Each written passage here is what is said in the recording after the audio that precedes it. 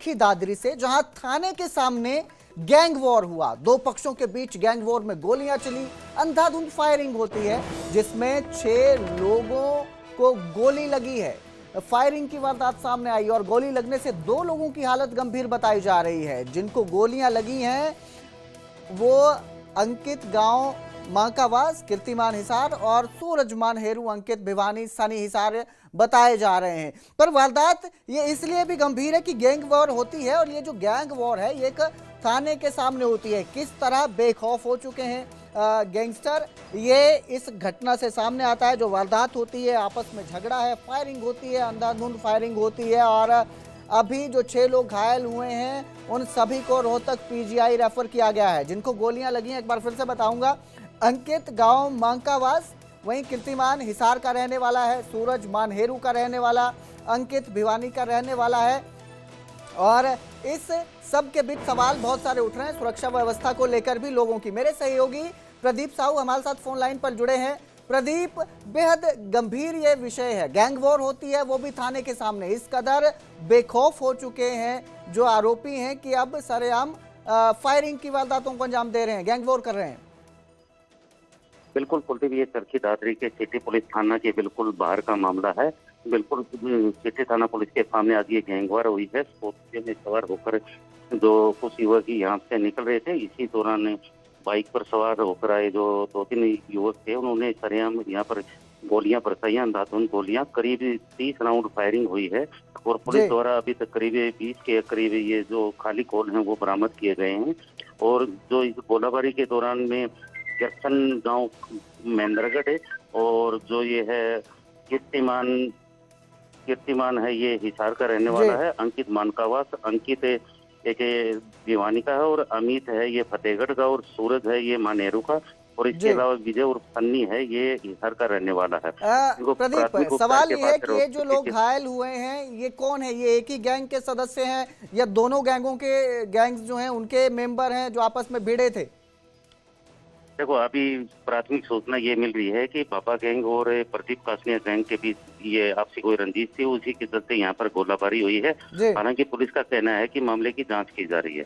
जी प्रदीप, क्या रंजिश निकल के सामने आई है? क्या पुराना मामला है जिसको लेकर दोनों गैंग जो है आपस में भिड़ते हैं इस तरह, और वो भी थाने के बिल्कुल नजदीक?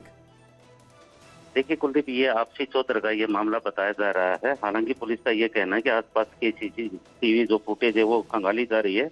तो कई जो पुलिस टीमें हैं वो फील्ड में उतरी हुई हैं और जल्दी ही आरोपियों को गिरफ्तार कर लिया जाएगा। जी, सवाल एक और प्रदीप यहाँ पे मैं आपसे लूंगा कि थाने के नजदीक ये वारदात हुई है, 30 राउंड फायर हुए हैं जैसा आप बता रहे हैं, 30 राउंड ताबड़तोड़ गोलियां चलती हैं। क्या थाने के नजदीक इस तरह की वारदात होती है और कोई पुलिसकर्मी वहां नहीं पहुंचता है, पकड़ा नहीं जाता है, किसी को काबू नहीं किया जाता है और अब सीसीटीवी का इंतजार किया जा रहा है, सीसीटीवी खंगाली जाएगी?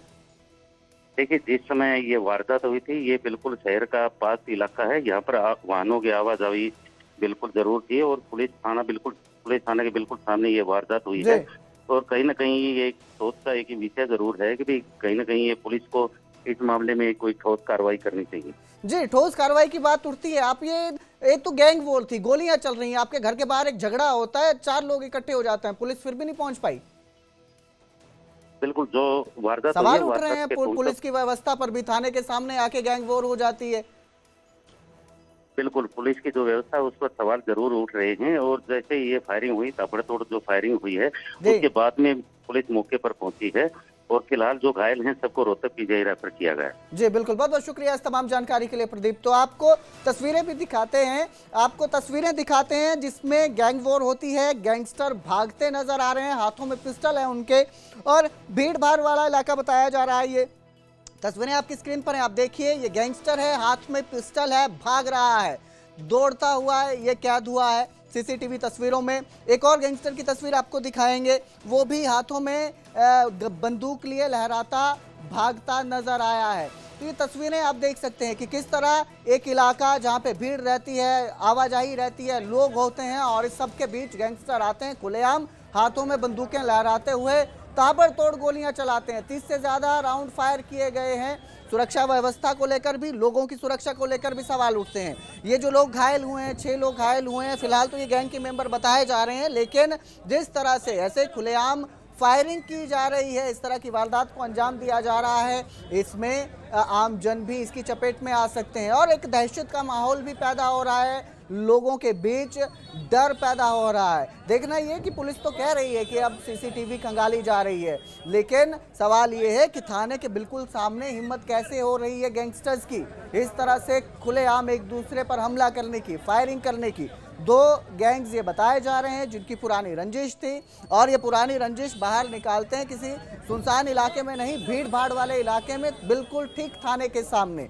तो बेहद गंभीर ये मामला है। चरखी दादरी सिटी थाने के सामने ये गैंगवार हुई है। चरखी दादरी की ये तस्वीरें हैं और बेखौफ गैंगस्टर किस तरह हाथों में बंदूक लेकर सरेआम भागते सीसीटीवी में कैद भी हुए हैं। आपकी स्क्रीन पर ये तस्वीरें चरखी दादरी की हैं, आप देख सकते हैं, जो बहुत गंभीर सवाल उठा रही हैं। एक तो गैंगस्टर्स को लेकर जो बेखौफ हो चुके हैं, इतने बेखौफ हैं कि उन्हें किसी का डर नहीं, लोगों के बीच भीड़ भाड़ वाले इलाके में थाने के सामने वो गोलियां बरसा रहे हैं, इतने बेखौफ नजर आ रहे हैं। चरखी दादरी से जहां थाने के सामने गैंग वॉर हुआ, दो पक्षों के बीच गैंग वॉर में गोलियां चली, अंधाधुंध फायरिंग होती है जिसमें 6 लोगों को गोली लगी है।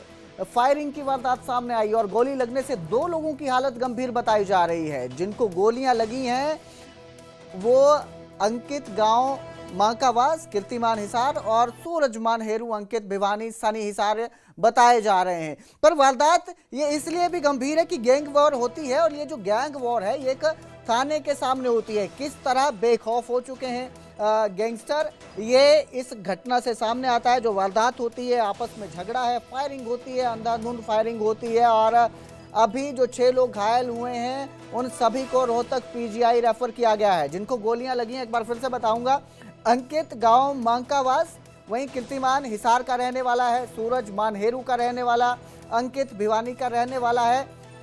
और इस सब के बीच सवाल बहुत सारे उठ रहे हैं सुरक्षा व्यवस्था को लेकर भी लोगों की। मेरे सहयोगी प्रदीप साहू हमारे साथ फोन लाइन पर जुड़े हैं।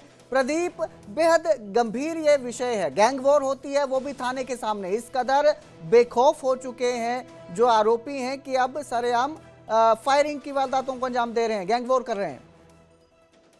बिल्कुल कुलदीप, ये चरखी दादरी के सिटी पुलिस थाना के बिल्कुल बाहर का मामला है। बिल्कुल सिटी थाना पुलिस के सामने आज ये गैंगवार हुई है। स्कॉर्पियो में सवार होकर जो कुछ युवक यहाँ से निकल रहे थे, इसी दौरान बाइक पर सवार होकर आए जो 2-3 युवक थे, उन्होंने सरेआम यहाँ पर गोलियां बरसाई, अंधाधुंध गोलियां, करीब 30 राउंड फायरिंग हुई है और पुलिस द्वारा अभी तक करीब 20 के करीब ये जो खाली कॉल हैं वो बरामद किए गए हैं। और जो इस गोलाबारी के दौरान में जक्सन गांव महेंद्रगढ़ है और जो ये है कीर्तिमान है, ये हिसार का रहने वाला है, अंकित मानकावास, अंकित एक भिवानी का है और अमित है ये फतेहगढ़ का और सूरज है ये मानेरू का और इसके अलावा विजय और सन्नी है ये हिसार का रहने वाला है। प्रदीप, सवाल ये है कि ये जो लोग घायल हुए हैं ये कौन है? ये एक ही गैंग के सदस्य हैं या दोनों गैंगों के गैंग्स जो हैं उनके मेंबर हैं जो आपस में भिड़े थे? देखो, अभी प्राथमिक सूचना ये मिल रही है कि बाबा गैंग और प्रदीप कासनिया गैंग के बीच